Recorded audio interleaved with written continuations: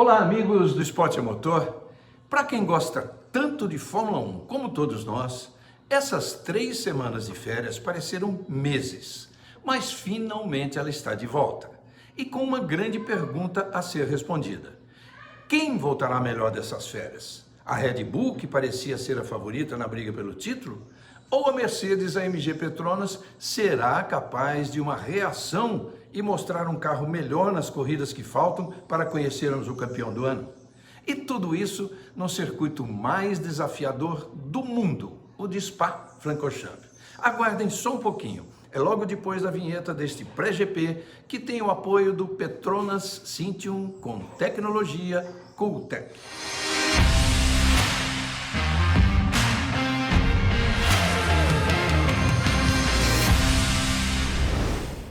Antes de falar do icônico circuito de Spa-Francorchamps, vamos dar uma olhada nas curiosidades em torno da Bélgica. Para começar, é um país pouco maior que o estado de Alagoas. Tem uma área territorial de apenas 30.528 metros quadrados, onde vivem 11 milhões de habitantes. Faz fronteira com 4 países: Holanda, Alemanha, França e Luxemburgo, e está separada da Inglaterra pelo Mar do Norte. O país é formado por 3 regiões distintas, cada uma com seu idioma. Ao norte fala-se holandês pela vizinhança com a Holanda. A leste vivem povos de origem germânica e o idioma é o alemão. Ao sul fala-se o francês, que é o principal idioma do país. Em várias regiões e até mesmo na capital Bruxelas, a população usa tanto o francês quanto o holandês. E as placas de sinalizações de ruas e estradas são escritas nos 2 idiomas. Apesar de ter sido invadida pela Alemanha nas 2 grandes guerras mundiais do século XX, a Bélgica saiu rapidamente do impacto econômico causado pelas guerras e tem o 7º maior PIB da Europa. Desde 1948, Bélgica, Holanda e Luxemburgo formaram o Benelux, primeiro acordo econômico internacional, que deu origem a outros que levaram à criação do mercado comum europeu e mais tarde, finalmente, a União Europeia. Pelo protagonismo que teve neste processo, o país ganhou o direito de sediar o Parlamento Europeu, que é a instituição parlamentar deste bloco de 27 países com 24 idiomas diferentes e um objetivo em comum, que é o crescimento econômico, comercial e político. A 150 quilômetros de Bruxelas, cercado por algumas cidades bem pequenas como Stavelot, Bullingen, Trois-Ponts e Malmedy, o circuito tem o nome das 2 principais cidades da região: Spa, que é a mais conhecida pelos seus banhos termais e centros de saúde, de onde aliás vem o nome Spa, usado no mundo todo, e Francorchamps, uma vilazinha de 3 ou 4 ruas que se atravessa em poucos minutos, desembocando em plena curva La Source, que já faz parte do circuito.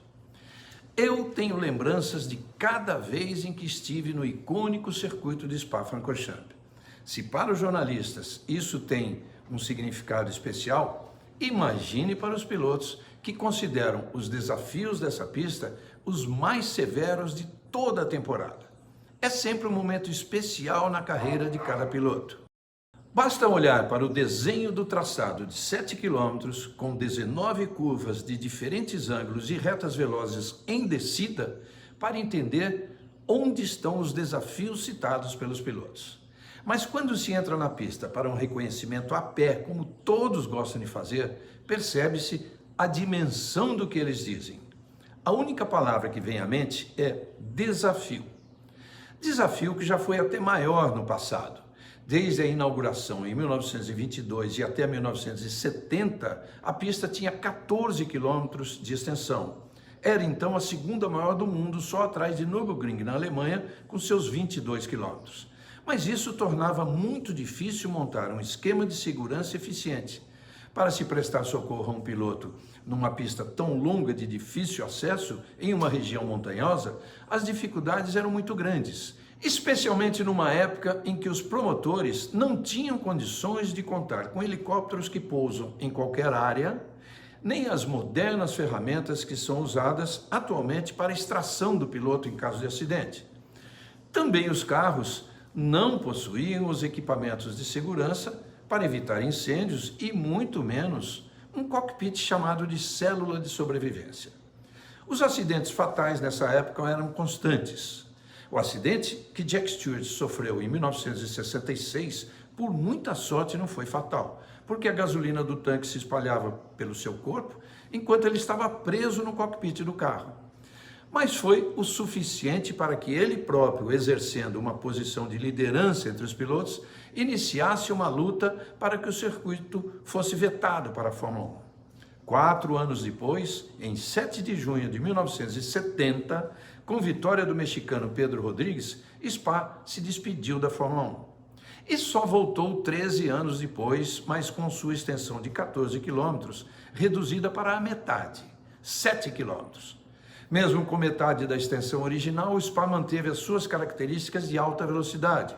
Para se ter uma ideia, desde a saída da lenta curva La Source, logo após os boxes, até a freada da longa reta Kemmel a 330 km por hora, são 2 km de pé embaixo sem nenhuma freada. Tem uma grande variedade de curvas que vai da Blanchimont, uma das 3 mais velozes do mundo, até a Source, um grampo que se faz em primeira marcha e a menos de 100 km por hora. O ponto alto, não apenas de Spa, mas de toda a temporada, é a Eau Rouge. Não há maneira melhor para descrever essa curva do que compará-la com uma montanha russa. A altura do ponto mais baixo ao mais alto é de 40,8 metros, o equivalente a um prédio de 12 andares. Simples assim. E no meio da curva, quando o carro muda de direção da esquerda para a direita, a velocidade é de 300 km por hora. Durante uma corrida, os pilotos passam por esse ponto 44 vezes e têm que ser milimetricamente precisos. Na sequência, para dar um refresco, vem a reta de 330 km, a reta Kemmel, e uma das mais longas da Fórmula 1. É o principal ponto de ultrapassagem do circuito.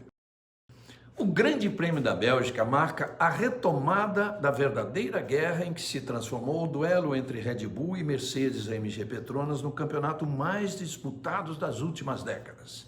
Hamilton e Verstappen são os protagonistas do ano e na primeira metade eles dividiram a liderança do campeonato em diferentes fases. No começo, mesmo com a Red Bull já demonstrando ter um carro melhor, foi Hamilton quem dominou o duelo. 3 vitórias contra uma de Verstappen. Mas a vantagem do inglês nunca passou de 14 pontos. Na quinta corrida, em Mônaco, começou a virada da Red Bull. Vitória de Verstappen e Hamilton apenas em 7º, por ter ficado preso atrás de Gasly e Vettel na saída do pit stop. Nesta corrida, também a Red Bull passou 1 ponto à frente da Mercedes no campeonato.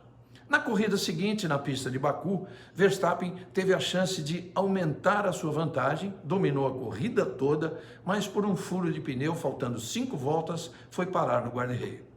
Aí a chance caiu no colo de Hamilton, numa relargada com os carros parados no grid, mas Hamilton também jogou fora e a vitória acabou com Sérgio Pérez. Um dado importante nessa altura do campeonato foram as 2 poles consecutivas de Charles Leclerc nos 2 circuitos de rua, Mônaco e Baku, mostrando uma Ferrari bem mais forte. Verstappen venceu as 3 corridas seguintes, França, Áustria e Estíria, e abriu uma vantagem de 32 pontos. Neste momento, parecia claro que o holandês passava a ser o grande favorito do ano, mas o campeonato continuava prometendo novas viradas. Hamilton sabia que a hora de apostar tudo seria o GP da Inglaterra e deu-se a batalha do ano. Verstappen confiante no carro e no seu bom momento e Hamilton jogando tudo o que restava de esperanças e ainda com a força extra de correr em casa. O resultado foi aquele que todo mundo já esperava que acontecesse a qualquer momento. Nenhum dos dois tirou o pé na veloz curva Copse, houve o choque e Verstappen foi parar no guarda-reio numa batida a 230 km por hora e um impacto equivalente a 51 Gs. Mesmo punido com 10 segundos parado nos boxes na hora do seu pit stop, Hamilton fez a melhor corrida dele no ano e venceu, derrubando aquela vantagem do holandês de 32 pontos para apenas 8 pontos. Neste momento, também a Mercedes voltou a liderar o campeonato de construtores. A equipe estava 18 pontos atrás e saiu de Silverstone 22 à frente. Na corrida que encerrou a primeira parte do campeonato na Hungria, a Red Bull se deu mal de novo. Seus 2 carros foram jogados fora da pista logo na primeira curva. Hamilton terminou em segundo e o que era uma vantagem de 8 pontos para Verstappen passou a ser de 8, só que agora a favor do inglês. O GP da Hungria marcou a primeira vitória do francês Esteban Ocon e da equipe Alpine. E olha que a Renault não vencia desde o GP do Japão de 2008. Hoje, com o nome de Alpine, ela inicia muito bem esse novo período em sua história na Fórmula 1. Mesmo não sendo mais o líder, Verstappen foi o destaque dessa primeira parte da temporada. Os números provam isso. 5 vitórias contra 4 de Hamilton. 5 poles contra 3 de Hamilton. 403 voltas na liderança, quase 3 vezes mais do que o rival que liderou 128 voltas. O desafio de Hamilton e da Mercedes ficou claro que já é o maior de todos os que eles enfrentaram. E nesse momento a Red Bull volta a ter um apoio importante.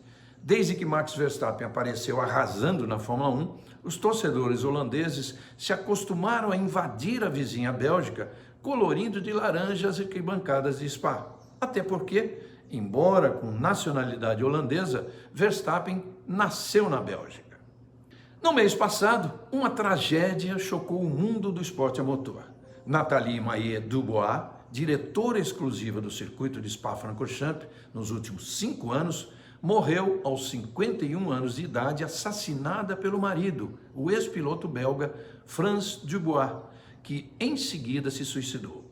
O presidente da empresa que administra o autódromo, Melchior Vatelet, assumiu a direção executiva às vésperas do GP. Quanto aos pneus, a Pirelli escolheu os da gama média, C2, C3 e C4, mesmo sendo uma pista de alto desgaste de borracha. O objetivo é proporcionar mais opções de estratégias. A exigência é alta. Os pneus sofrem pressões laterais de nível 5, que é o máximo possível nas curvas de alta, e pressões verticais, principalmente na Eau Rouge. Freadas fortes equivalem a uma carga muito elevada nos pneus. Na reta Kemmel, por exemplo, os carros têm 800 metros para resfriar os pneus, o que é bom, mas exige cuidado para não comprometer a aderência nas curvas que vêm a seguir. Resumindo, a pista de baixa pressão aerodinâmica e alta velocidade. E vamos nós para a segunda metade do campeonato, torcendo para que seja tão boa quanto a primeira. Além dessa briga ferrenha que temos visto entre Hamilton e Verstappen, tem ainda o que vem logo atrás disso, com destaque para a McLaren e Lando Norris. Leclerc e Sainz prometendo uma Ferrari mais forte, os veteranos Vettel e Alonso ressurgindo e até mesmo um novíssimo vencedor como Esteban Ocon. Enfim, uma Fórmula 1 como há muito a gente queria ver. E os nossos encontros também estão de volta. Teremos 3 grandes prêmios seguidos nos 3 próximos fins de semana, que podem dar um rumo nos duelos que têm feito a nossa alegria. Então, encontro marcado neste fim de semana. Sexta-feira, no Band Esportes, a partir de 6h15 da manhã, o primeiro treino livre. O segundo treino começa às 10, com transmissão ao vivo a partir de 9h45. No sábado, entramos no ar às 6h45 com o último treino livre e na classificação, que começa às 10, já estaremos na Band aberta no ar a partir de 9h30. Depois, a partir de meio-dia, tem o programa Bandeirada na Rádio Bandeirantes. E no domingo, a Fórmula 1 na Band começa às 9h30 e vai até meia hora depois da Bandeirada. É esta a programação do fim de semana, mas na segunda-feira estará de volta também o Batendo Roda com Rubinho Barrichello. A gente avisa o horário pelo meu Instagram, @Rigilene. Fiquem de olho. Então, amigos, muito bom rever vocês e ter de volta a Fórmula 1. Estamos juntos. Tchau.